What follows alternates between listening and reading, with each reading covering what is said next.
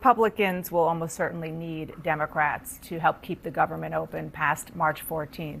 Are you willing to use the prospect of a government shutdown or even a default on the nation's debt as leverage to force some Trump concessions? Look, the Republican Party has shown year after year that they're the party of shutdowns. They're the party of government chaos. They're the party that can't even within their own ranks pass these funding bills. And that's why, as you said, they're going to need us. What we are the party of is a party of protecting residents, protecting veterans, protecting first responders, protecting American safety from his illegal actions like shutting down FEMA. I mean, just think about that for a second. Or shutting down something like NOAA in a time of outrageous weather patterns that are causing flooding and more hurricanes. They are dismantling the protections of Americans' safety. So we're not looking to shut down the government.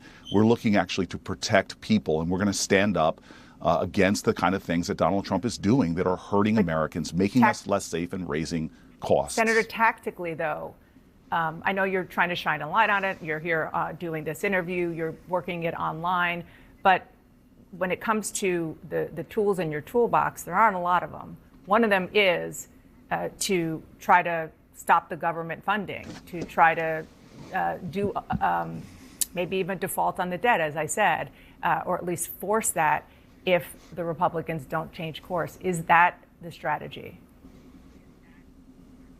Let me just put it pointedly. The strategy is to do whatever we can to stop Donald Trump from hurting Americans, from making us less safe, less secure, and from raising our costs. We will look at every single tool in our toolbox, as we've done this last week, to make sure that we stop him from hurting people. At the end of the day, Donald Trump has promised America, I will bring down your costs and I'll make you safer.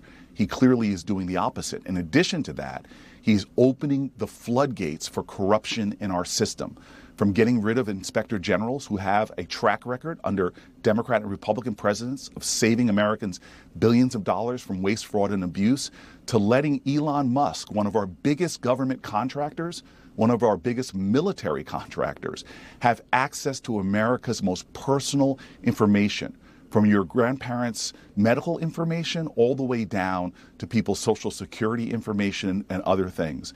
This is an astonishing allowance of corruption and abuse and violations of people's privacy and other most sacrosanct values. We are in a crisis right now, and Democrats will use every tool possible to protect Americans, to drive down costs, to make us safer. These are the very opposite that Donald Trump is doing to Americans right now. President Trump and Elon Musk are, as you know, taking sweeping steps to reverse DEI initiatives across the United States. The president says he's actually protecting civil rights and making society, quote, colorblind and merit-based. Your response? This is stunning to me, especially because they're really charging this word DEI as if it's something that undermines the ability for the government to hire the best people. It's actually the opposite of that. When we're trying to hire the best of the best, having a more inclusive search to go to HBCUs or Hispanic serving institutions to find as big of an applicant pool as possible, to me, these are the kind of things that help us to hire the best of the best.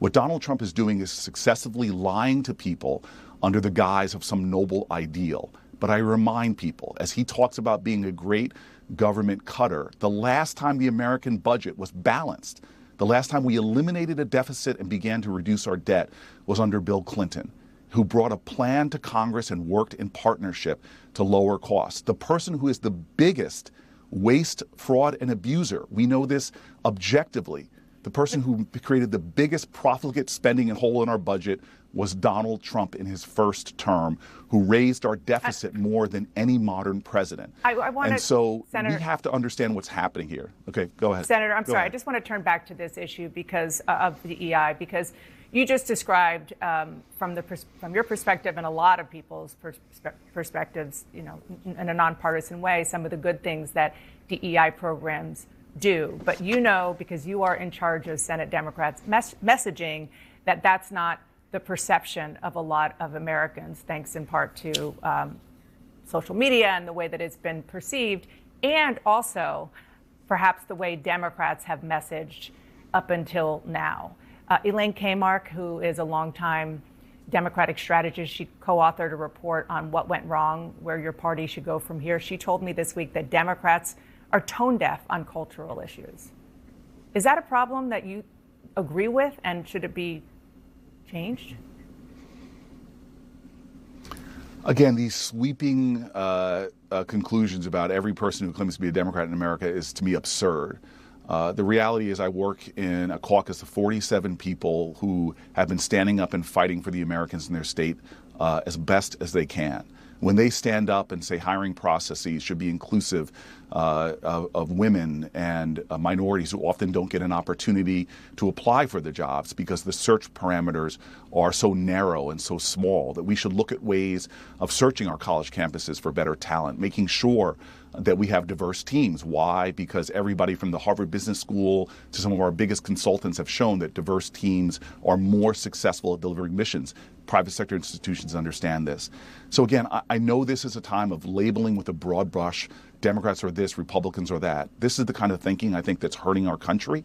We need to be talking about how do we best achieve our goal with actually the most diverse nation on the planet Earth, that we have been successful as a country, whether it's going to the moon or beating the Nazis, have been done with everybody in our country getting on the field and participating in the best way possible. Donald Trump wants to try to demonize ideas of inclusion, of equity, of fairness, and that is unfortunate and frustrating, and he's using that as a way of ripping out entire aspects of our government that are vital. To tear down USAID under the guise of DEI has allowed our frontier scientists who were in places like Tanzania fighting Ebola.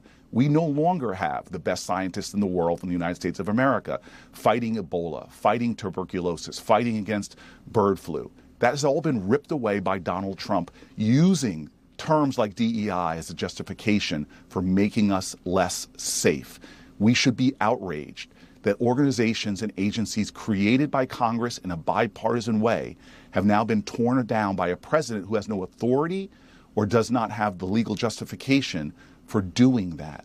And so I understand that they want to distract you over here by talking about trans people. They want to talk about DEI. They want to talk about all these things as a distraction to the truth of what they're doing, which is making us less safe, making government more corrupt, violating people's privacy, and ultimately, how's that lower costs working for Americans? From eggs to housing, are we seeing any change in the cost of living for Americans? What executive order can you point to that has made things more affordable for Americans? Absolutely zero or none. But what has happened is a person like Elon Musk has had unfettered access to your data, to your most private information to use for God knows what, as a government contractor, as a government military contractor.